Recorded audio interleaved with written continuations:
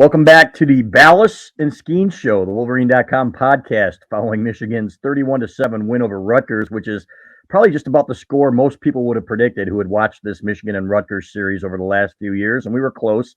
I think, Skene, maybe you finished third or so this week in staff picks, so congratulations on that after winning one of the first 2 weeks. But, hey, here's the thing, man.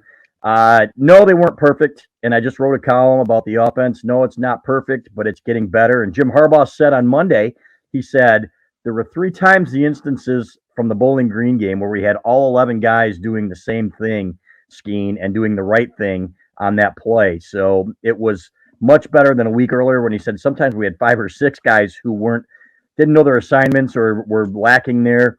And it maybe to be expected against a team like Bowling Green at night. You wait all day No, to play football. Okay, no, I no, knew no. you were What? No, saying no. that. What you just said? No way. I'm calling the flag. All You're right. gonna have half of the guys on the field having missed assignments on a set of plays. Half the offense doesn't know what they're doing in the third game of the year. Yeah. There's something wrong there. Okay. And call me a dinosaur, but that's unacceptable. You have to know what you're doing, or you can't play. Yeah. Megan, do you have the dinosaur gif on there? I guess not. I was hoping that she'd like put Barney up or something like that. So if you're a dinosaur, I'm a dinosaur. So it is what it is. But here's the thing, Skene. Um, they're still figuring things out at tackle. And I guess the guards graded out pretty well. The center seems to be playing pretty well in Drake Nugent. But you and I were talking off the record earlier, off the air, that that's something that needs to be rectified, and maybe they just need to stick with a couple of guys and hope for the best. Now, Miles Hinton, Harbaugh was talking, and he said, you know what? Miles Hinton had a couple of plays. Other than that, he graded out well. Well, those couple of plays could have gotten your quarterback killed, and then you're looking at a totally different season. What needs to happen there? Well, what needs to happen is it needs to be settled. And so we've played 4 football games now, and they're rotating the tackles. They're trying to figure out this combination in there. And from what I've seen, I think Carson Barnhart is most comfortable and most effective at right tackle, where he's played most of his career at Michigan. And I like Ladarius Henderson at left tackle.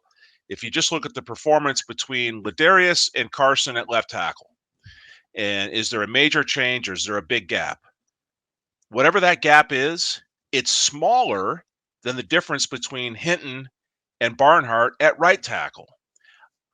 We had 2 plays in the game Saturday afternoon where our right tackle there, Hinton, makes the same mistake he made in one of the first game in pass protection, where he bends at the waist, his feet stop, and a guy runs around the corner and drills the quarterback. We know what the situation, 4 weeks in now, we know a couple things here, Ballas. This offensive line needs to get settled, and we don't have a quarterback ready to come in the game that'll fill in the hole of JJ McCarthy. We don't have that. So you better keep this guy upright and healthy as much as possible. And I believe that the best combination is with Ladarius at left and Barnhart at right. That helps your 2 guards, because those guys need to have a set understanding of who's playing tackle next to them. It's a critically important situation in there that those guys just get comfortable in the long term together. And so solidify the 2 tackles, help your 2 guards, and let's get this offensive line settled once and for all. I think it's time. We're 4 weeks in, and yes, we're winning games fairly easily, but this needs to be settled and figured out. Yeah, it really does. It's really a 2-game season. Now, you can lose games you could lose at Nebraska. They're not very good, and we'll get back to that in a second. First things first, my Big Ten championship 1992 shirt is in the wash, but it is a home field product, and I want to talk about Home Field here, a premium collegiate apparel brand based in Indianapolis that has incredible gear. I can't tell you how many people have seen it on this ad and ordered it and been pleased with it. It is a commitment to creating incredibly comfortable, officially licensed apparel with vintage college designs. You guys have seen me wearing my Big Ten Champions 1992 shirt, of which Doug Skene was a part. Growing collection of over 150 colleges to choose from at this point, including your favorite teams, which for many of you is Michigan, obviously. They've got a dedication to delving into the archives and history of each school. They discover unique logos, mascots, iconic moments like that Big Ten title to create thoughtfully designed apparel. So authentic, nostalgic, and the designs perfect for showing off your team pride as college football is now back and in full force. So I love it. It's some of my most comfortable shirts. Skene yours is on the way. I've made sure of that. So I've got one that they sent me that's just got the Block M on it, which is fantastic, a T-shirt. Then the long sleeve Big Ten Champions 1992 shirt. I was in school at the time when you were there, Skene, and that was fantastic. So go, folks, to homefieldapparel.com. Mention the wide selection. Well, I've got the wide selection of colleges available, but if you mention if you give the code Wolverine23, it's good for 15% off any first order with Homefield. That's homefieldapparel.com. So please, folks, go and check it out. So now getting back to the offensive line scheme. And, you know, when I look at the combinations, and I'm wondering what happened to Trente Jones, really. And I don't think he's really gotten an opportunity at right tackle. And he's done some pretty good things out there. In your opinion, how have the tackles graded out in these games? Who's been the best, and who, go 1 through 3 or 4 there? Well, my opinion is that 4 games in is the lineup that I just described. I like Ladarius Henderson at left, and I like Carson Barnhart over at the right, and obviously Keegan at left guard and Zinter at right guard and Nugent at center. I think that is the best combination that Michigan has. I don't have individual grades, Balas, because I quite honestly have not watched the film to break it down person by person by person. It's just a matter of execution out there and the way the ball flows. When that combination is in there, I think is slightly better. I think Barnhart is most comfortable at right tackle. Put your players in their best strengths and let their strengths get stronger. Let's not take a right tackle who maybe is a good right tackle in Barnhart and making him an average left tackle. Ladarius played left tackle out in Arizona before he came to Michigan. Let these guys do what they're comfortable doing. And I think that's the best thing for Michigan going forward. And then you have a capable backup off the bench with Hinton. And Trente, I don't know what's going on with Trente since he had the injury last year at Iowa. He's been in and out. He's clearly healthy enough, but obviously not playing and practicing and getting on the field and game times as much as he was before that injury. So, but he still comes in as the extra heavy tight end at times, and he's effective in that run blocking. He's one of the best short yardage and goal line blockers we have. That guy will get down low and move somebody. But obviously there's concerns in other parts of his game. Otherwise, he'd be in the mix more than he is. But I just believe that combination that I described is the way the Michigan offensive line should go going forward. But I'm not Sharon Moore. I'm not Jim Harbaugh, so they'll make the final decision. I just think one thing for sure, just let it be settled. Let your starting 5 play and let them get in there and understand that this is the group that needs to get ready to go and make this run for this conference championship and then beyond. I think it's important now, 4 weeks in, week 5, going on the road, let that thing be settled. And let's be clear, it's not just their fault that the run game isn't what it has been the last couple of years. The running backs, I think Blake Corum, I've said it many times, is head and shoulders above Donovan Edwards as a between the tackles guy. And I think we've seen that. And when there isn't as much room, then you need that guy with that wiggle, and that's Blake Corum. But Donovan Edwards, I think he's frustrated. And to his credit, he hasn't said anything publicly, and he won't, as he shouldn't, because he had some big games last year and took advantage of some outstanding blocking. But it seems to me that he's not as patient as he should be at times, and that he really just hasn't found his groove yet behind this particular line, whereas Blake Corum is still stretching some things out and finding some yardage where there isn't any. Donovan Edwards really isn't that kind of back. Am I wrong? Well, not at this point. He's not, Balas, and so this year's different. How many times have you heard me say it on this podcast that every team and every season is different? So the Donovan Edwards that we all love to remember last year in that Ohio State game, doing what he did, and those 2 runs in the second half of that football game to put that thing away down there. That center at that time, Oluwatimi, was really, really good. And no disrespect to Nugent, who's playing center this year, but he's not Oluwatimi yet in the middle of that offensive line. There are some plays just the other day against Rutgers where Nugent just turned to the sideline and he's not getting the push and he's not sealing like Oluwatimi did with regularity. And so when that happens and Edwards is in the backfield, some or most of his cutting lanes or his running lanes are gone. If you got a lineman at the line of scrimmage who's just twisting and he's not getting movement off the ball and moving somebody, the best way I can describe it is blocking out in a basketball court versus someone moving someone against their will. They're 2 very different things. And so we haven't had as effective, clean, one-on-one blocking.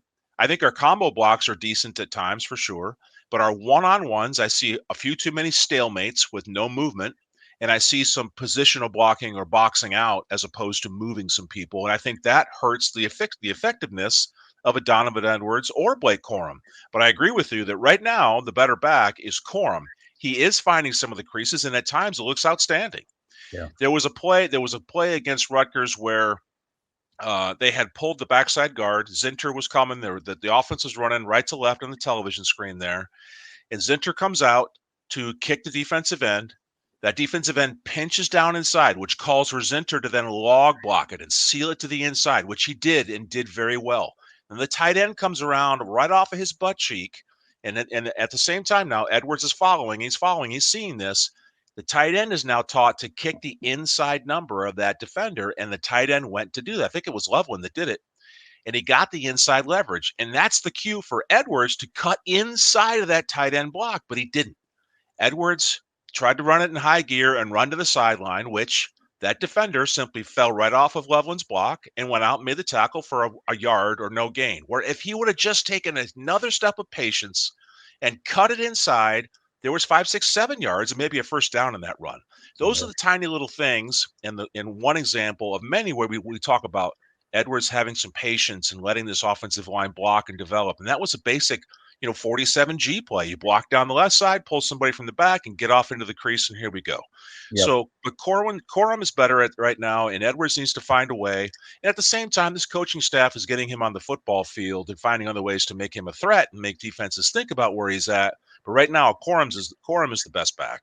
Yeah, and we'll talk about the defense here, which is on the screen here in a minute. But here's another thing I wanted to bring up is that the tight ends, for all the criticism they got in week 1, really answered the bell the last few weeks, in my opinion. I think they've been playing better. And Jim Harbaugh did talk about Max Bredesen in that role. He seems to be playing with a little bit more authority here and getting out there and getting after it. These guys have done a pretty good job.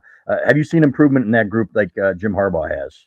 Well, I think the running game has come along and gotten a little bit better consistency here in the last couple weeks versus the first two. So the answer is yes. And the tight ends are a critical part of this rushing offense because they do so much pulling and they kick block and they log block, or they come around for a front side linebacker and basically an ISO play.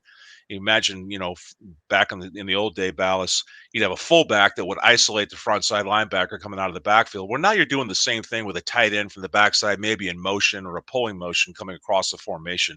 It's the same idea. It takes a certain level of toughness, a certain level of grit to come around there, full speed, turn the hips, get up square to the end zone, and drive your nose right through somebody's chest. So they have to get better at it. They don't have a choice, and we have seen some improvement.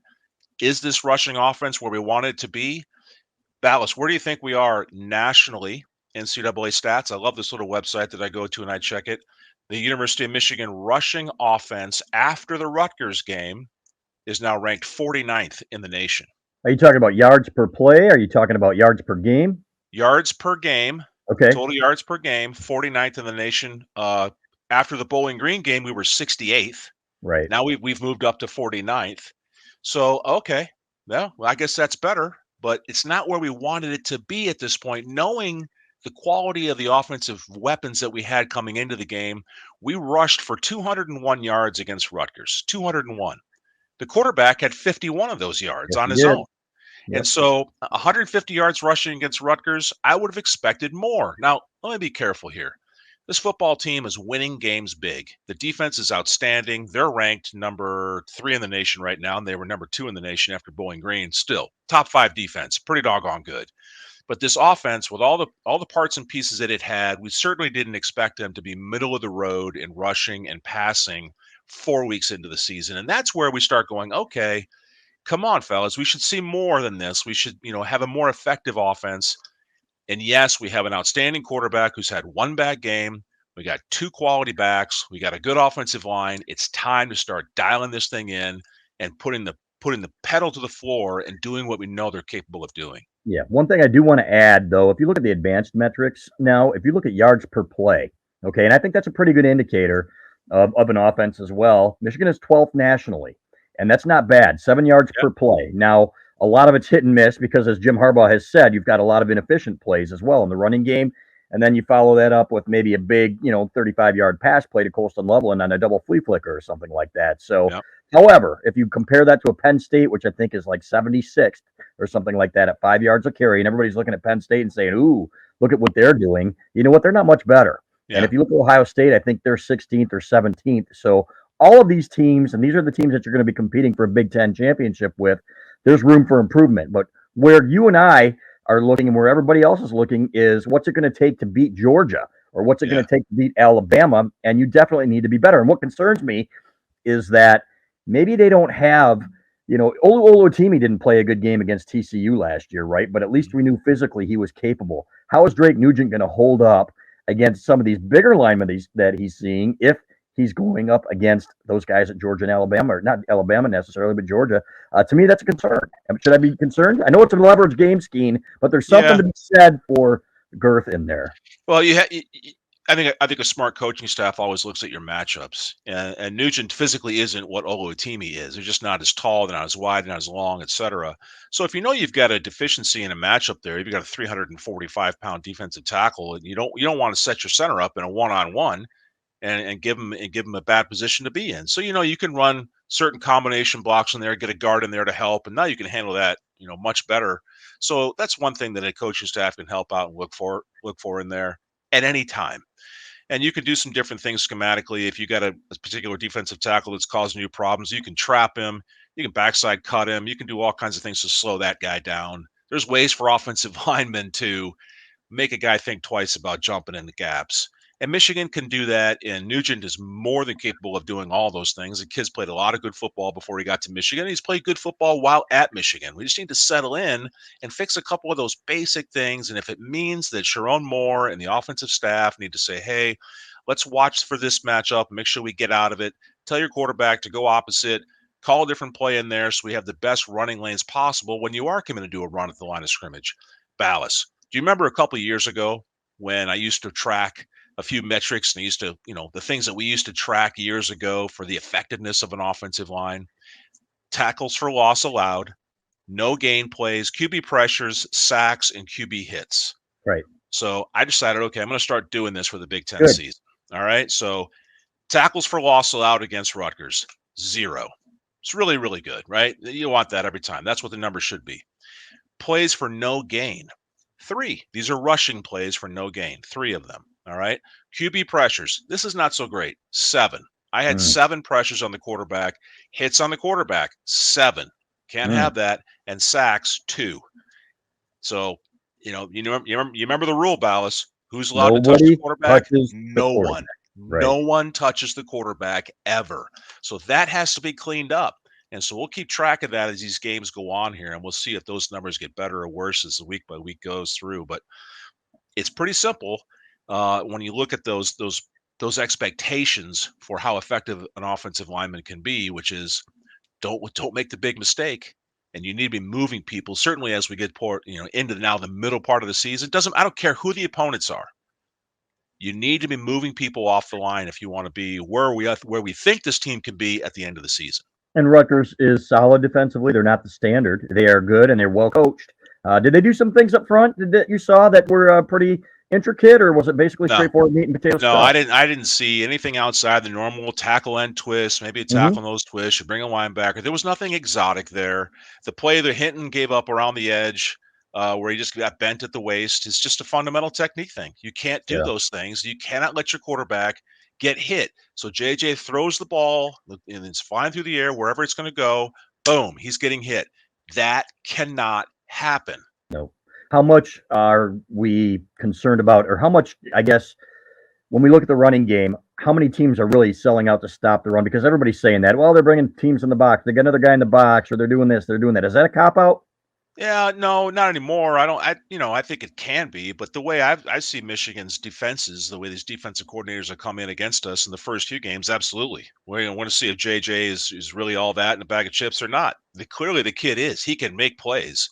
So I don't think that you're going to see defenses selling out to stop the run anymore. We clearly, going back to the Ohio State game, that's not the answer for this Michigan offense, because JJ and this wide receiver group will kill you if you try to do that. So I don't see that as a sellout for opposing teams anymore. So that shouldn't be an excuse anymore for our ability to effectively run the football.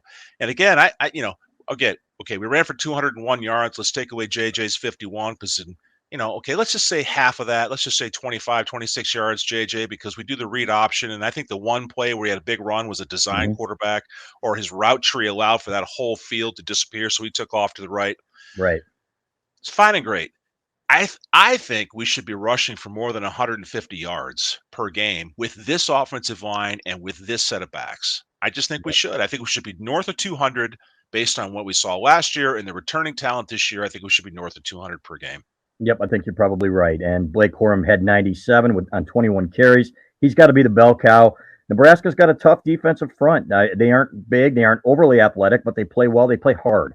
So that's going to be interesting in that environment. We'll see what happens up there.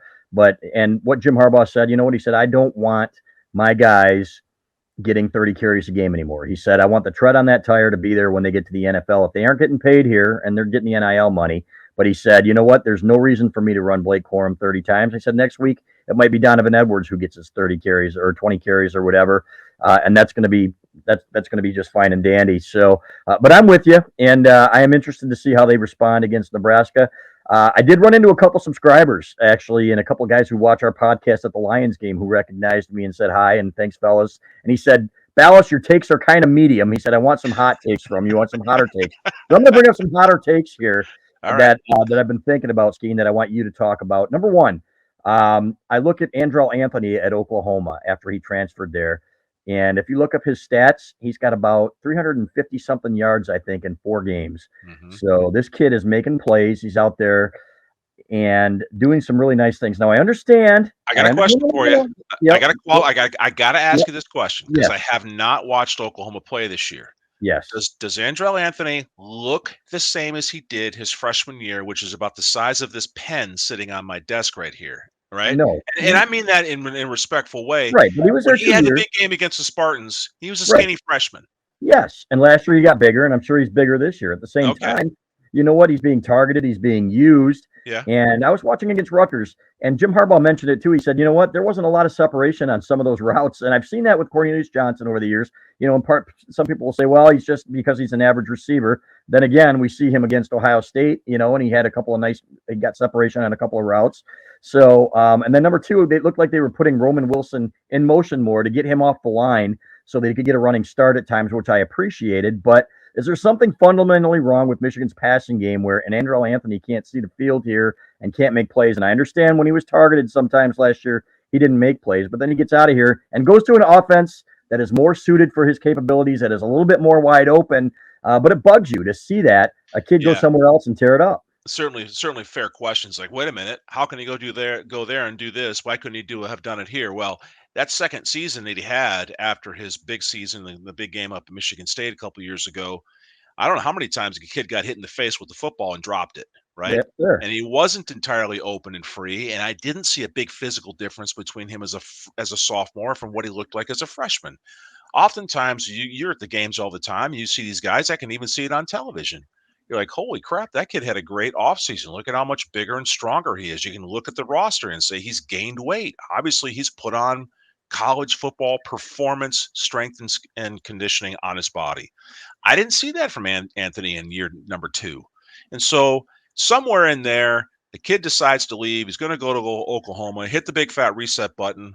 Good for him that he's found an offense that's capitalizing on his abilities, and he's taking advantage of that. I wish he would have stuck it out here because he could be the number one guy in this offense, but we'll never know why he left, right? The true answers as to why he left. Is it a coaching thing? Did he have a beef with his positional coach? I have no idea. And I think kids leave for all kinds of reasons now. Maybe it could have been just because we were rushing the football as much as we were last year, and the wide receivers going, man, you know, do I want to play in this offense, or do I want to go to a school like Oklahoma where they're slinging it all over the place and have a better shot to perform for my NFL dreams, those kinds of things. So I think there's a combination of that in there somewhere, but it's always disappointing when a guy like him, who always had the talent to be the superstar, left to go be a better player somewhere else. Yeah, and it bugs you. There's no question about it. So, and it really was a case of, okay, I'm not getting my targets. I'm not getting the playing time I feel like I should be getting.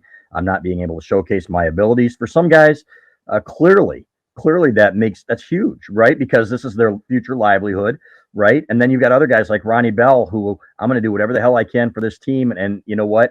When I get to the combine and when I get to the pros, I'm going to be able to show it. And what I've done for the team is going to make me last somewhere, and that's exactly what happened with San Francisco. So it'll be interesting to see what some of these young receivers do. Samaj Morgan with a great catch, a back shoulder catch that was contested. That was frankly one of the better contested catches that I've seen from a Michigan receiver in the last 3 years, where he's got a guy draped on him, back shoulder.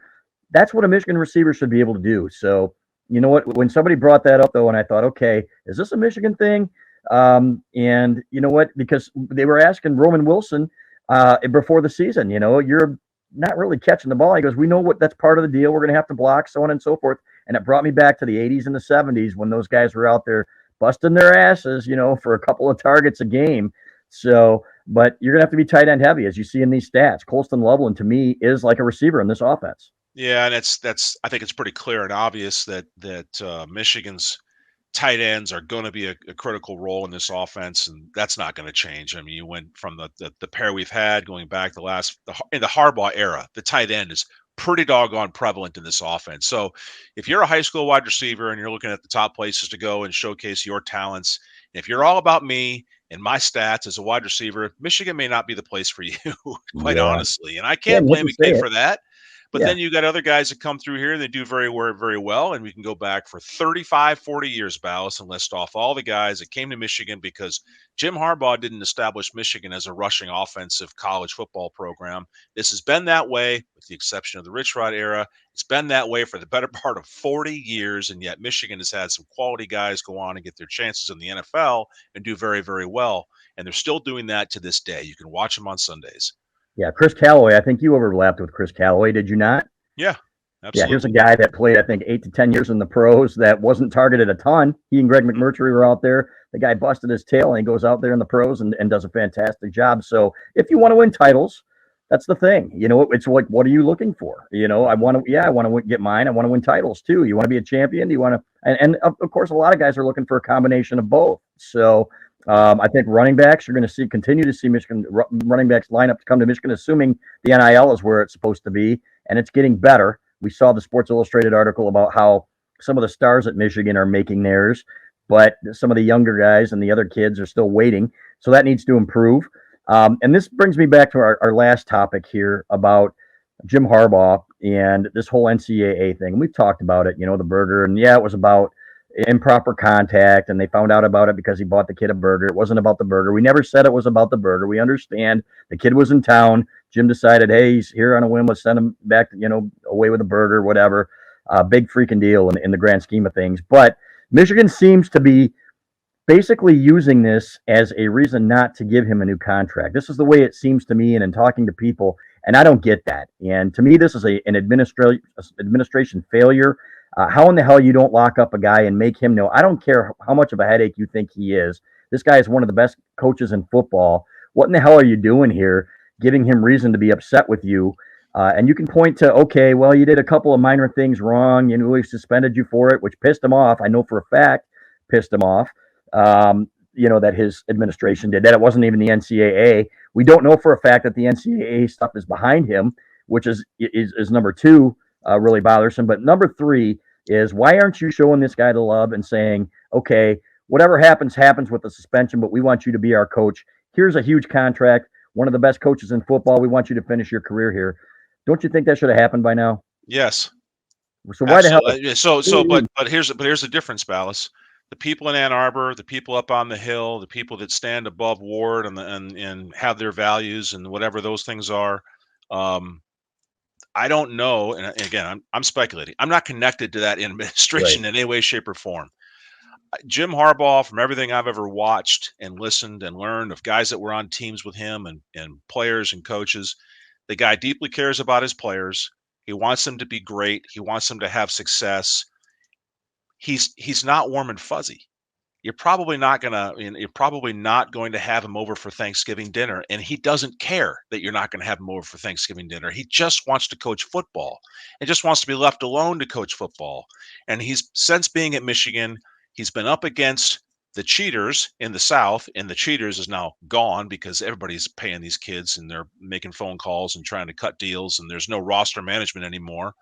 And that Jim Harbaugh's I believe that Jim Harbaugh's outspoken stance on certain social issues and political issues in this country have put a mark on him that some people in Ann Arbor would be just as happy if he went somewhere else and coached football.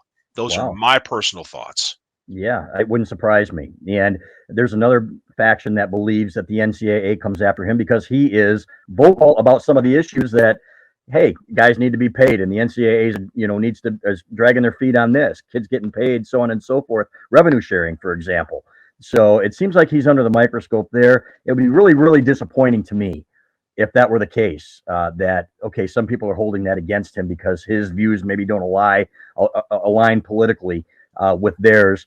But it's starting to make me wonder what in the hell the holdup is here, because when they went after him, they called it Project Unicorn. Jim Hackett, who frankly did more for the athletic department in hiring Jim Harbaugh than a lot of athletic directors have done here over the years in their several years on the job. And I don't think I'm exaggerating there. The amount of money that he has brought to the university by bringing that program back to relevance, the amount of prestige that the program has now, and think about the amount of merchandise and the royalties that they're getting from the merchandise sold is ridiculous. So I don't care how eccentric he is. I don't care how much he might have pissed you off. You need to put the ego aside and sign this guy and say, you're our guy. Maybe he doesn't stay anyway. Maybe the NFL calls and he says, okay, I want one more shot at the NFL. Good for you. But damn it, go out there and give him reasons to stay and tell him you're our guy. We don't want you going anywhere, and do it publicly. And the sooner the better. That's my opinion. Agreed. I totally Okay. agree with you. But there's people that have different feelings about this, and Michigan's gonna certain parts of the Michigan family are gonna say, well, we don't like the way the cheeseburger thing was handled, and we're gonna use that as our reason to maybe give him a nudge or maybe make him think a little bit harder about the NFL. Yeah, I've said this now we talked about this the last time with this cheeseburger thing. I absolutely believe this offseason, if Michigan goes on to have a really good season and the passing game evolves into something that translates to the NFL, if he gets an offer to the NFL, he's gone. I think you're right. And let's hope that doesn't happen from a selfish perspective, because you know what? I love winning. And if you are arrogant enough to think that, okay, we can plug in this guy, and as good as these assistant coaches are, Jim Harbaugh is one of the best coaches in the country at any level, and he's proven that. Number two, you saw what happened with Rich Rodriguez and Brady Hoke. No, you cannot just go out and plug somebody in, the hot name or the guy who loves Michigan. He's got to be a damn good football coach, too, especially in this climate. You've got that. Don't mess it up. So that's all I got to say about that. Hopefully that's a hot enough take for those fellas at the Lions game, and hopefully I don't get in too much trouble for saying that. People aren't pissed off at me, but you know what? You got to call it like you see it. So we'll see what happens. But writing a column on that on Wednesday, folks. You can read about it there as well at thewolverine.com. But we appreciate you being with us, Doug Skene, Michigan's former All Big Ten offensive lineman. Please like and subscribe to our podcast here at the Skene and Balas Show. I'm going to throw you a bone here today, Skene, because you deserve it. And but we'll see you next week. Go Blue.